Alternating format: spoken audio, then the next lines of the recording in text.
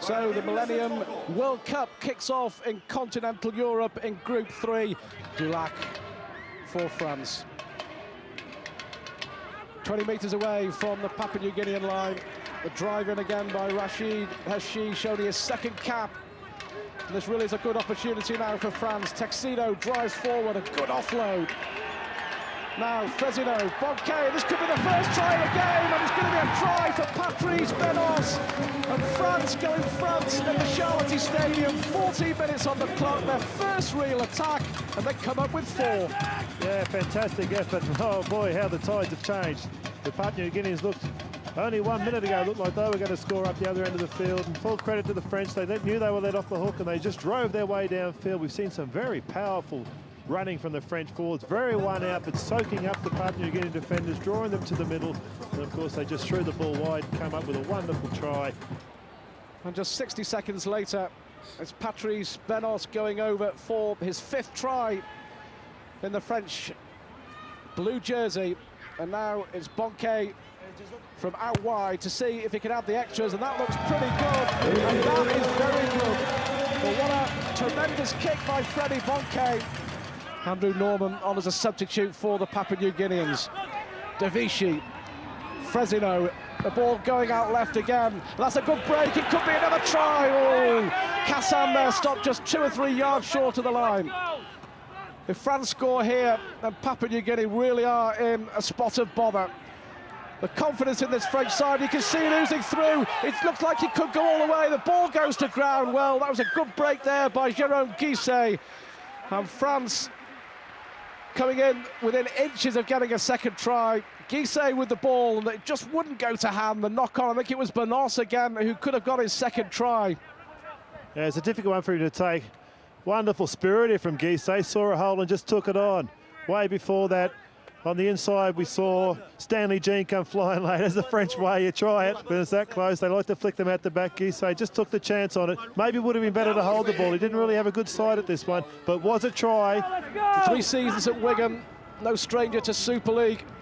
And another good run by Jean-P. He's had a monster of a game, Patrice Jean-P. And Benos with a chance to run for the corner again. That's a tremendous tackle by Marcus Bai. Well, that was a great opportunity again, and Marcus Bai just having a few words there at Patrice Benos. I'm not sure you'll be able to understand him, but I think we get the message. Yeah, he's obviously hurting that Benos got the first try. This was going to be Marcus Bai's day. Marcus Bai, he would have made a great opportunity out of that.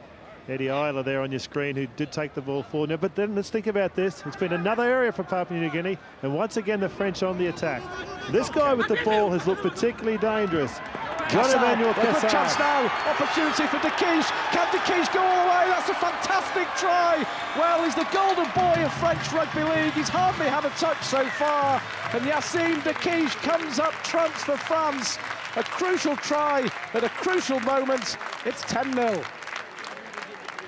The guy, Jean-Emmanuel Kassan, has threatened all game. He's finally come up with a wonderful opportunity. He's looked very, very strong out there. Almost too difficult for Alfred Songoro to handle all game. Hits the hole particularly well, does Jean-Emmanuel Kassan. You watch him here explode into the hole. Very powerful low. Absorbs 2 defenders. Flicks the ball inside to Yassine Dequiche, who careers away and goes over and scores a wonderful try for the French, who are capitalising superbly on the errors and the opportunities being thrown at them by the Papua New Guineans. And Dequiche goes away and scores a great try. It's going to be Freddie Bonke again. A tremendous kick from the touchline for the first try, and he's done it again. It's 12-0 to France. Very much now in the driving seat. Also, don't forget the French defence. They got back in numbers and stopped a commanding run from the Papua New Guineans. This is a tight game, but you've got to say the passion of these guys. Here comes France now. This could be a real opportunity if he can get the ball inside. Frezino. Is anyone going to stop Frezino? Great pass inside. Great tackling as well. Well, that was a golden opportunity. France play the ball quickly. That was Guisset. And now an open line if they can get it in. And it's going to be a 3rd French try for Rashid Hashish. And that all came from a terrific break from Laurent Frezino. 3 tries for the French. Papua New Guinea have never won a World Cup game on foreign soil, and you would think that record is going to continue. It is a wonderful break. Fantastic stuff from the French. Out in space, yawning space. Fresno out in the clear, just throws a haymaker. Look, that's not luck, that's making your own luck. There was 3, 4, 5 French support players in there. And then out came a fantastic pass from Devechi. And what a flying winger he is, the big number 8, Rashid Hashish. Out in foreign part of the field for him, standing wide. They just covered the field nicely. You just watch him drift off behind there. Does Rashid Hashish, big, strong front rower, caught out wide and scores a wonderful try. 16-0, and you feel if Freddie Bonke can get this, it's a very long road back for the Pacific Islanders. He's kicked 1 off the touchline so far, and this one, he just pulls it to the left. So 2 out of 3 with the boot for Freddie Bonke, but the 3rd try for France to Rashid Hashish. And it's paid dividends so far as Bonke lifts another high one, and these have caused problems for Papua New Guinea so far this afternoon, and that could be another try, and it could be a 2nd try for Yassine Dakish. The mistake again from Papua New Guinea. Well, the referee, Steve Ganson, has penalised the French for pushing in the chase, and the French lorry drivers with all these blockades, and so far they've kept them out. Can they do it again? Jean goes out wide. The chance now for Marcus Bai. It came off a French hand, and Marcus Bai is going to get the 1st try of the game for Papua New Guinea. There is light at the end of the tunnel. Joy for the coach, Bob Bennett. A touch of luck at the end, but perhaps they deserve it. And Papua New Guinea, at last, coming up for 55 minutes on the clock, are on the board. It's 16-4 to France.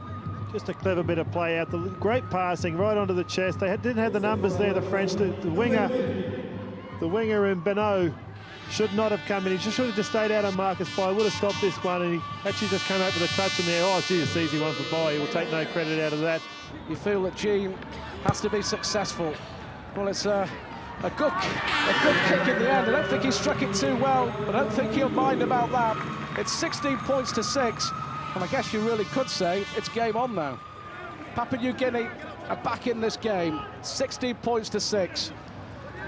Now let's really see what they're made of. Stanley Jean, that's a great break from Jean. He's got support on the inside, and all of a sudden the French defence is exposed, possibly for the first time in this game, and they're on the back foot. Adrian Lamb puts the kick over the top, and this is going to be another try for Papua New Guinea. 2 tries in 2 minutes. Alex Kruanti picks up the loose ball.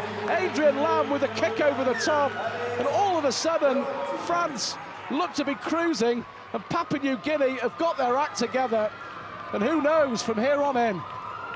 Well, particularly when the players, Lamb and Jean, are the 2 players really putting their hand up and gaining some ascendancy for the Papua New Guineans. It was a great break from Stanley Jean that gave the Papua New Guineans this field position. But if Jean can land this one, well, wide it goes, and the score stays at 16 points to 12 in favour of the French. But certainly we've got 20 minutes to go. Unfortunately, after about 30 passes, one of them went to the Papua New Guineans' hand. But look at the Papua New Guineans. They really did work them over there, the French. It's a good way to win a game of rugby league while you're in front. Keep moving those defenders around so that when they do come to attack, they haven't got much to offer. Look at this great defence again from the French. Well, that looked like 6 to go. The Mando had the ball knocked out of his hands. And psychologically, that last defensive 6 could be so important for Papua New Guinea. Here's Stanley Jean, put through by Adrian Lamb, and Stanley Jean could go all the way on his own. Jean gets the ball inside, and Papua New Guinea will score another try. It looks like Marcus Bai who's come up with a 6, or is it Bucco? David Bucco under the post. One end of the field to the other, and Papua New Guinea have come back from the dead. They were 16 points down, and with the kick to come, they can level it all up. And it was Adrian Lamb, and it was Stanley Jean. Well, John Wilshere stepped up. John Wilshere will try and add the extras. Bucco missed the last one, and Wilshere will tie this game up as we go into the closing 10 minutes in the Charlotte Stadium. France look to be home and dry, and France do look tired. They've given it their all. And who is going to come up with the point? It could come down to a 1-pointer. We're getting now to the stage in this opening game in Group 3 where 1 point could win or lose. Great break by Adrian Lamb. Lamb still going. He's got support on the inside. He may not need it. Adrian Lamb will go all the way, and that could win it for Papua New Guinea.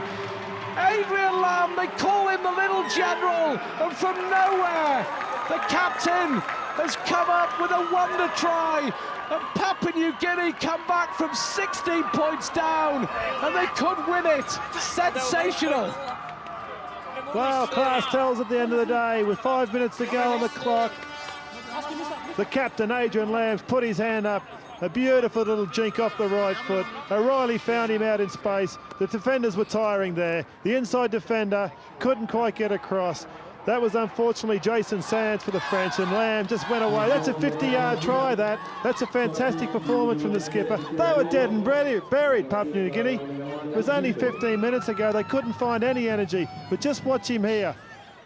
An unbelievable comeback from Papua New Guinea. And John Wilshere now will look to extend the lead. Well, the cheers from the small band of Papua New Guinea supporters in the Charlotte Stadium will tell you it's 22 points to 16. I'm sure he'll throw a one-pointer here. I'm sure he'll go for a field goal when he gets the ball. Here he is with the ball right in front of the post. Tries the one-pointer, and Adrian Lamb has surely won this game for Papua New Guinea.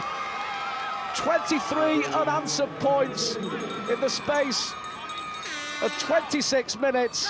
And at 23 points to 16, there's surely no way back for France. Well, he just set himself so wonderfully for the last 3 tackles before that. Your soccer team, of course, World and European Championships, they came back from the Olympics with 13 goals. And everyone in French Rugby League hoped that it would provide an inspiration to the French Rugby League side.